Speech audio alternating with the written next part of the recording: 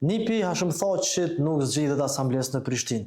Albin Thaçi, nipi i ish-liderit historik të PDK-s, nuk ka kaluar, nuk ka arrit me i bë votat për asamble. Është renditi 15 me vota e PDK-ja i ka fitu vetëm 12 asamblesë. Është një befasi e papritur, për mua një dështim goxha i çuditshëm. Nuk ka arrit me i mbledh më shumë se 526 vota në Prishtinë. Nuk i di e ka penalizu emrit që ka të njëjtë si kryeministri Albin Kurti, ama nipi i Thaçit ka dështu në garën për një ulse në asamble. Nuk i ka kry punë as mbiemri, as afërsia familjare me ish-presidentin Thaçi. Tash unë mendoj që ka disa shpjegime të mundshme pse ka ndodhur një gjë e tillë. E para punës, Albini është një politikan i ri, i panjohur në Prishtinë. Emri i tij u bë i famshëm veç në ditën kur u publiku lista e PDK-s për Prishtinë dhe u raportu në mediat që nipi Hashim Thaçit i ka hyrë garës për asamblenë në Prishtinë. Duke qenë gati krejt anonimus, ja ka vështirësu garën Albinit.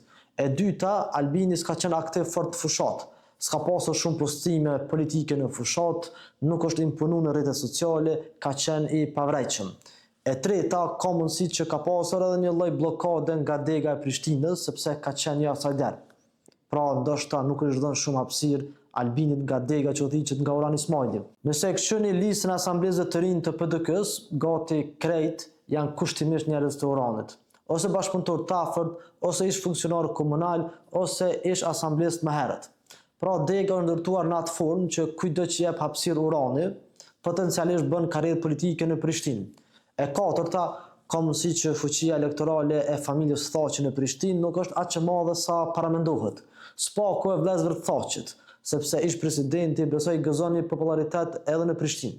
Megjithëse elektorati i PDK-s të Prishtinë nuk e kqyr fort mbiemrin e lidhjet familjare në garën për asamble.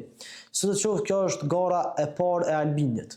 Besoj duke qenë i ri në moshë, ka mjaftueshëm kohë me i pa gabimin fushat e me i përmirësu ato gabime dhe me garu prap. Nuk është fundi botës pse humb një betejë politike, sepse në fund të ditës politika është maraton.